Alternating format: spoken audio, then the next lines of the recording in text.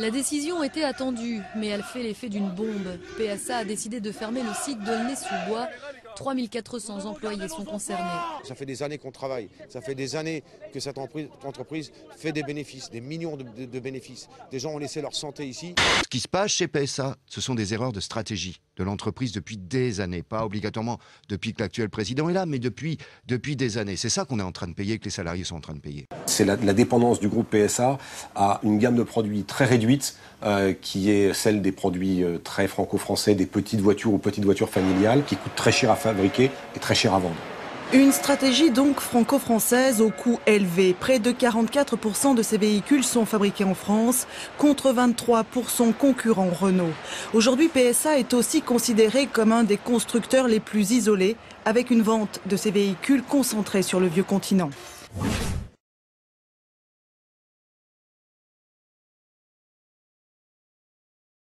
Oui, là, c'est une manière de voir que tous les sujets sont embriqués et qu'on est bien dans une vision, on a nécessité d'une vision hegelienne. C'est-à-dire que le vrai, c'est le tout, c'est une totalité globale. Tout à l'heure, j'ai parlé de Hollande et de l'impuissance de Hollande, etc.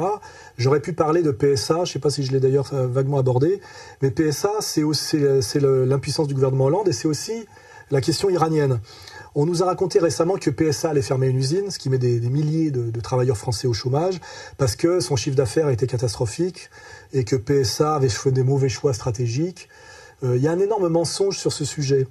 D'abord, il faut savoir que PSA, à cause de son jumelage forcé dans un processus mondialiste avec un groupe américain, je ne sais pas si c'est General Motors, est obligé de renoncer au marché iranien, qui est son gros marché étranger. Je crois que le marché iranien faisait cette année 25% du chiffre d'affaires de PSA. Au niveau mondial, les ventes ont chuté de 13%.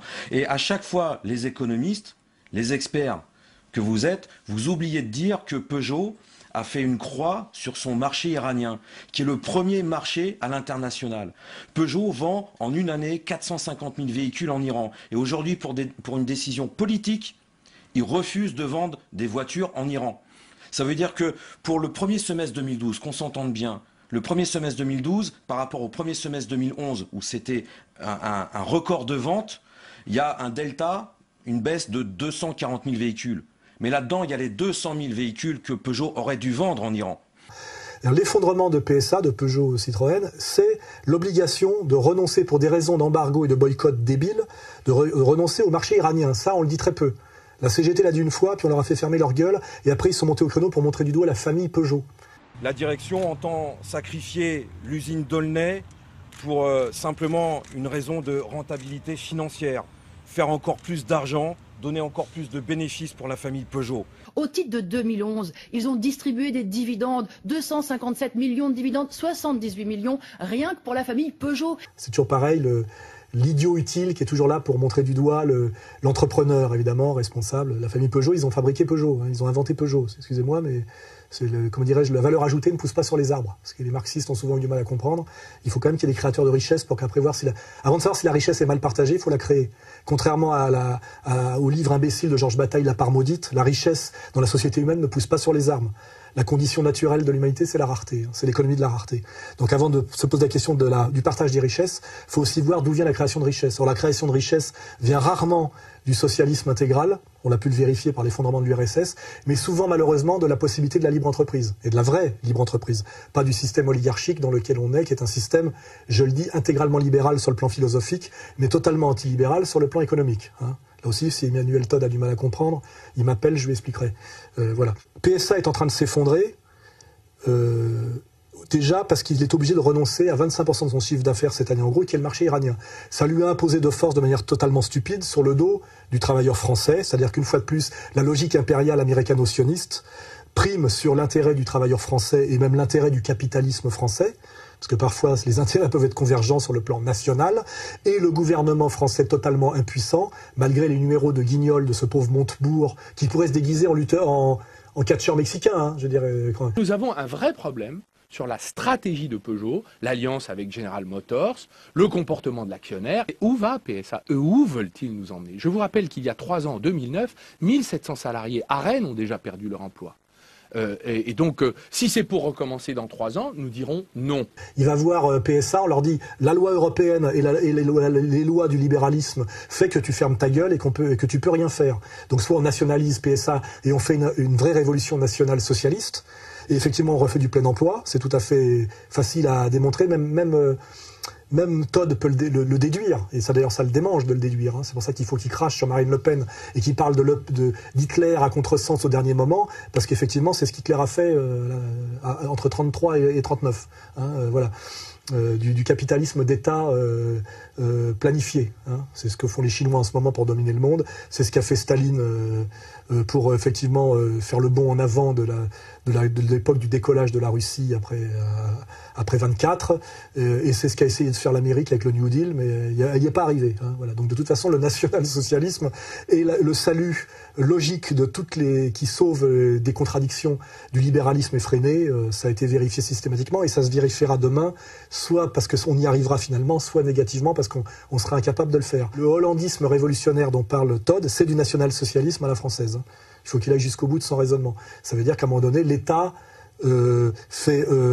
rétablit le plein emploi en pouvant piloter la stratégie de PSA, non pas au niveau de la recherche ou du développement industriel, mais au niveau de la stratégie globale, dans l'intérêt d'un capitalisme français finalement de type colbertiste et dans l'intérêt du plein emploi français. S'il ne peut pas le faire, c'est à cause des lois européennes, à cause des lois bancaires mondiales, etc., etc., etc. Je peux vous démontrer ça 20 000 fois.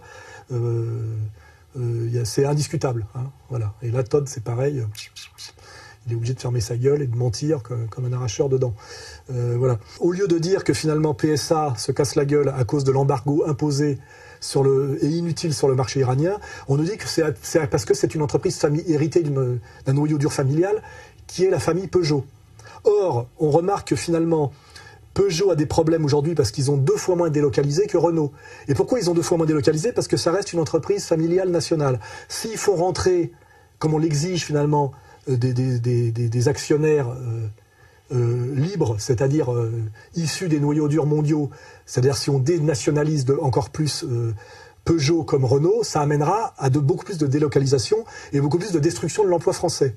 En général, quand il y a une entreprise familiale, il y a toujours une implantation française, on le voit avec Michelin, et une volonté de rester un peu français, malgré les lois de l'économie capitaliste mondiale dont se réjouit Attali. C'est-à-dire qu'il résiste à un processus imposé de l'extérieur, et qui fait qu'à la fin, effectivement, on est dans une délocalisation totale, où il n'y a plus aucun travailleur français, parce que de toute façon, on joue même plus sur le marché national, mais sur le marché mondial. Après, il y a un problème géographique. PSA, par rapport aux autres, est resté très eurocentré, beaucoup trop européen. Pas du tout. Il n'est pas assez mondial, PSA. J'ai envie de dire, pour être un peu provocateur, que c'est une entreprise qui n'a pas assez délocalisé, en tout cas qui n'a pas gagné les pays où là, on vend véritablement des voitures, c'est-à-dire les pays émergents. On n'a plus besoin de faire que le consommateur français soit un salarié français quand on joue sur le consommateur étranger. Pour maintenir du salariat français, il faut aussi s'intéresser au consommateur français. C'est-à-dire que quand Peugeot ou Renault sait que son premier acheteur est le consommateur français, on est bien obligé de maintenir du salarié français. Mais quand on est dans une logique mondialiste, on n'a plus rien à foutre du salarié français puisque majoritairement l'acheteur est un étranger. Donc on voit bien finalement que le nationalisme est quelque chose de vertueux au niveau du capitalisme national et du capitalisme social. Et c'est ça la logique d'ailleurs vertueuse du national-socialisme. Annie Lacroix-Ritz n'a pas encore bien compris, mais si elle travaille, elle y arrivera elle aussi. Hein, voilà. Donc, c'est parce que PSA est une entreprise familiale française à noyau dur français qu'il y a encore de l'emploi français. Et finalement, l'attaque vient de l'extérieur, c'est-à-dire on leur oblige finalement à céder du capital aux prédateurs mondialistes. Et la conséquence de cet éclatement et du noyau dur nationaliste et français et patriote des Peugeot amènera à une délocalisation accrue et à un chômage accru voilà, en termes d'emploi français Peugeot. C'est vérifiable par l'évolution du système Renault par rapport au système Peugeot. Hein, voilà. Donc, mais il y a toujours un con de la CGT pour montrer du doigt la famille Peugeot comme si elle était responsable. Hein, voilà. Alors qu'en fait, c'est plutôt l'inverse. C'est elle qui a produit de la valeur ajoutée et c'est elle qui protège encore un peu les emplois français. C'est là où, à un moment donné, même moi, le marxiste, je suis obligé à un moment donné de faire un travail honnête et de voir que se désigner l'entrepreneur national, familial, comme un prédateur, alors que finalement, c'est plutôt quelqu'un dans un contexte de mondialisation qui protège l'emploi français. C'est un travail qu'il faut faire et que ce con de Rouillant est incapable de faire. C'est pour ça que c'est l'idiot utile du système, qu'il soit manipulé par les services ou par le NPA. Parce que Jean-Marc Rouillant doit être peut-être libéré le 16 avril prochain, ça va venir très vite. Oui, c'est un militant du NPA. Oui, absolument, voilà, oui, qui vous avez soutenu. Et on est très fiers qu'il soit dans nos rangs, voilà, absolument. Je veux dire, quand on veut jouer les durs de la Révolution, même par le bain de sang, on n'est pas derrière Besancenot, connard, tu vois ce que je veux dire? Et on ne se permet pas d'insulter Alain Soral, voilà.